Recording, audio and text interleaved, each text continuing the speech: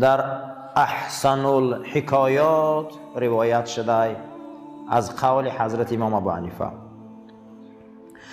فرد یک قبچوق طیلاش در یکی از منطقه های باغش پنهان کرد. قبچوق گویم خرما یا کشیلاک. و بعد از چند مدت یادش رفت کجا مانده میشه، گفته خیلی در تشویش شد. پس نزد حضرت امام ابو حنیفه آمد، گفت که حضرت همین خیلی واقعا شده، نمیدونم چی کار کنم، برای یافتن همین یگان حل مشکلات میابی؟ حضرت نظر کرد، میگه در چهره این مرد، گفت که شو خیز نماز خوان، نماز دراز خوان، لیکن همیشه ذهن تا فکر تا در نماز عبادت گیر، دنیا در نگیر که نمازت با ویرون نشو، به ثواب نشو، فقط فکر تا در نماز گیر. این مرد رفت نیمه شب به نماز استاد، نزدیکی صبح خونده، هوشش فقط در نماز بود که ناگهان جای طیلاها به یادش اومد. نماز دیگر چیکار کرد؟ پرت افت و دوید، سر خود را به همون جا رساند، بیل گرفت، کافت، از همون جا یافت. بعد از او آمد، خیلی خیلی خرسندانه صبح مسجد آمد، نزد حضرت امام ابو حنیفه در آمد، از کارهای کردگی حضرت و مصلحتاش بسیار منتداری کرد. حضرت امام گفت کی نشون داد که طیلا و تنگت در جای باغت بود؟ مرد گفت هیچ کس. گفت چی خیر؟ گفت در دری نماز که در یادم آمد. حضرت میگه تبسم کرد، گفت ابلیس آورده یاده. همین درین نمازو در یک فکر رو در سرت میبی حیران میشی، یک نقشه رو در سرت میبی حیران میشی، در کجا بودن نمیدونی، نماز سلامتی همه شاید نبروی بود. گو همون وقتی که فکر دامون بود، تو گفت چی قدر اکنون گفتم که کارت فقط چی دگیر خدا دگیر که نمازت باید خدایی باشه. اینم اومد نظر کرد و فکرش پرتاب ضعیفیت هم تلاوت بود، جای تلاوت در فکر داور داد. آیا شیطان ما را فراموشی ده میبیاره یا نه؟ سوال. داستان خضر و موسی در سوره کهف، ماهی در درونی همون چی بود؟ عرابه چوبی شاگرد موسی بود. گفتن منطقه میریم که ماهی جنبید، همونجا باید بحر درایم با خضر واخریم. و انسانی شیطان از یاد چون برآورد منطقه را. شیطان هم چیکار میکرد؟ یاد یادم قدرت چه بینیده، آدم هم می اومده همون ذهن فکرش گم میکرد. آن همین خیلی حجت را خداوند دادگه کسوفه داخل. برادرای یوسف گفتن توبه میکنیم پگاه، 40 سال توبه کردن نتونستن. اومد اما توبه را توفیق شایمو سلب کرد. و یا میتونه که شیطان ایمو ایمان گیره، میتونه ایمو توفیق گیره. کدام وقت میتونه؟ مخمون به صاحب مونیم شد. وقتی که ما ایمان به صاحب موندیم، توفیق به صاحب موندیم، دروازه را کشودیم، حوالی را رفتیم، کورپچه را پرتوتیم، میگیم بیا که اون میبیو میشینه اونجا مرا رسوا میکنه. اگر در محکم کنی کورپچهش نپرتویی فیرودش نگی چی نمیبیویا؟ معلومه که ما خودمون اجازتش میدادیم. هیچ کس گناهگار، هیچ کس نگه به گناهی و نمازش نخونده، بیچاره حکای جمعه را نمیدونه، این نه همه شای به خود شای، همه شای به خود شای، سازنده خود شای. او میتونه که این مسجد بیاید، چرا نمیبیاید؟ خودش راه داده ابلیسش ده و میخواد که اوز قرآن سر کنه، چرا نمیکنه؟ خودش راه داده ابلیسش ده.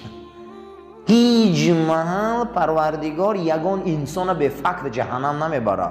میگم من این نیکی رو در پیشت ماندم، گفتم انتخاب کن. تو خودت انتخاب کردی، خودت دوزخ تا ساختی، خودت میره. در قیامت هیچ کس حکمش نمیخونه، کتابش میبیارن در دستش چیکار میکنن؟ میتیم میگن خودت بخون حکم در برو. یعنی که خیلی خدا قوی بوده محکمش، شاهد در کار نیست. میگم اگر بود همونجا دعوا کردی من شاهدو میبیایم. آورده میدادن نامه اعمال تا، میگن بخون کجاش که معقول نیست، کجایش میگه که نه اینجا این خیلی نیست و ما شاهدا رو دعوت میکنیم. خودت حکم ختمه برو ورده. دیدگه که انسان خودش حکم خودش بروره. انسان در روی جنایتش که قبلی متهم شوه، میگن خودت حکم خطا برو. چی میگم اونجا ده؟ خداوند همین خیلی قیامت محکمه داشت است که ما خودمون حکمونه میخوندیم. همه را میبیاره میگم ها حق. بعد از او حضرت امام گفت کار شیطان بود که دماغش آورد در سینه مالید و یادت آمد. مرد حیران شد گفت به خدا قسم میخورم که من نماز ما خالصا لیلو به خاطر خدا نیت کردم خوندم، چیکار داره ابلیس در بین نمازی من و من؟ حضرت گفت میدونم خالصا لیلو برای خدا بود، اما شیطان دید که لذت عبادت پروردگار در تو چشانده است. اکنون تو لذت عبادت یافته استی، اکنون تو فهمیده استی که نماز شب چی بوده، اما که دید که تو این کار لذت شدیده استی، پگه اکنون شیطان هم میپرتوی کار خدا را سخم قپی در حال آمده قریبه که تو لذت یافته است بدی، ملائک لذت توبه و توفیق در تو داده سبد، شیطان هم آمد از همون حصهش در تو پرتو که تیلو در فلان جای تو پرتوفتی رفتی لذت هم چکار کرده که پرتوفتی رفتی. برادرای یوسف توفیق توبه از اونها گرفت. حضرت موسی علیه السلام شاگرد چه توفیقی چرا در همون جا استودن نگیری فراموش کردن سنگا. با درجه این چنان نیروی داره که می آمده است فکری ما را می خونده، فکری ما را می خونه، این آنها که نیروه این ایواز میکنه، ما را به ذهن میکنه، ما را کن ذهن میکنه، توفیق از ما دور میکنه کثیف. میگه دید که تو در نماز اشتیاق در رفتی دیگر لذت دیدی، گفت که ببین که نکنه ایره همه قبل من میمونم، در حال همون فکر تیلا را پرتو درته. اگر یک شب این لذت درک میکردی که یگان محل دیگه سراغی دنیا و عمل دنیا نمی اومدی، وقتی دید که این کارا رسواگی دار، دید که رسوا میشم، آمد برای تو همون را چیکار که در یادت انداخت تا تو را ای نمازت قطع کنه. همین قطعت کرد که رفتی اما مقصد تمامی بایگری تا پیدا کردی، از فرد تو دیگه نماز نخونده، یک نمیخونی، خود نبره، یعنی گرفت. حضرت عمر پرسیدن که خداوند چخل فهمیم که توفیق ما نگرفته است؟ گو اولین نشانه ای که خدا توفیق میگیره این نماز شب است.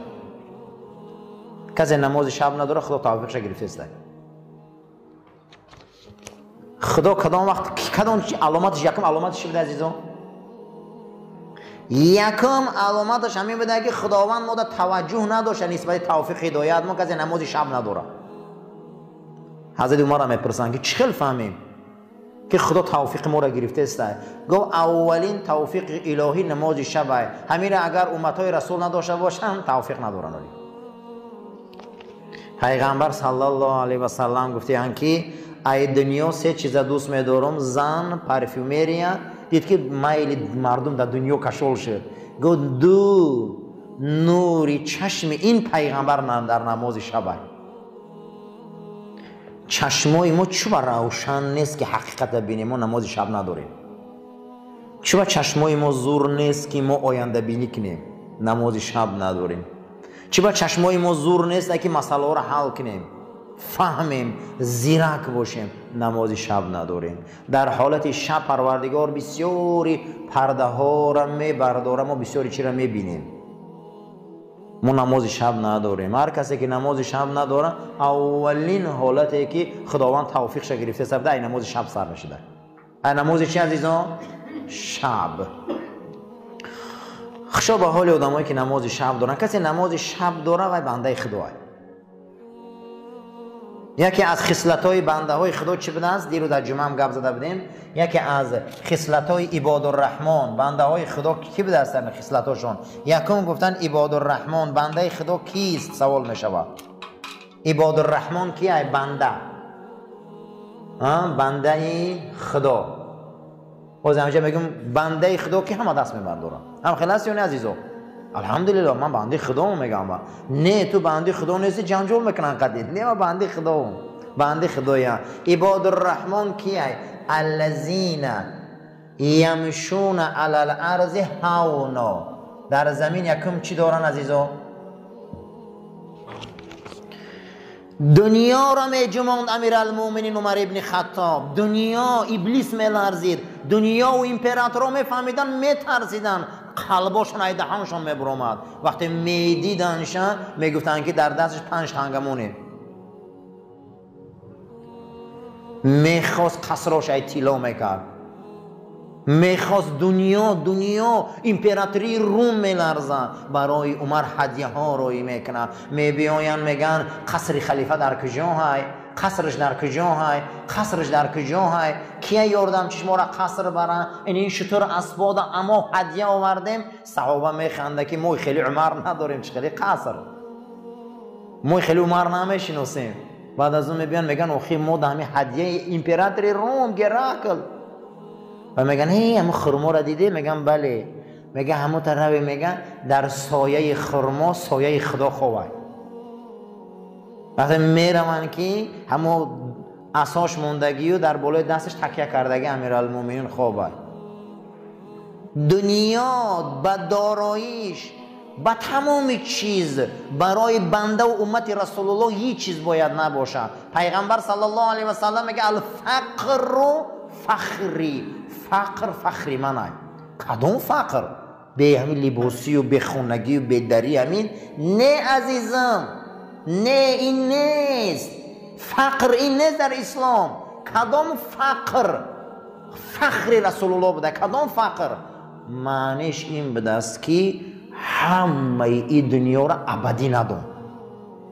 ماشین ابدی نیست، بچه ابدی نیست، زن، کسی همه چیز دنیا را ابدی نمیدونسته و فقیر بوده است. پیغمبر گفته انا همین قدیم فقط بهشت. آیا همین گپ راسته یا نه؟ همین چیز دنیا ابدی قدیمون میره یا نه؟ باور کنی نه؟ نمیدونم یکی از همون سیگانا رو نشان دادن، درین گوروش ماشین در آورده است. این پیغمبر نباشه ما چیکارایی نکنیم. گور کند از طلا درون گورده ماشین در آورده است. یک تا از همین آخران مدل‌های تویوتا را مونده که یکی ما بودوی همین سوار میشم بود دیگه جو میرم. او تو مردی خلاص، دنیایت خلاص شد دیگه. توی درجه را عقیده را ببینی. درین گورش ماشین در آورده است. امروزا مسیحیت تلفن میمونده نکیسه شما زیر. یکی ما بود خیزه زنگ میزنه. باور کنی. کجا دیگه وقت رفت. ما باید خاکسار باشیم. خاکساری نبین.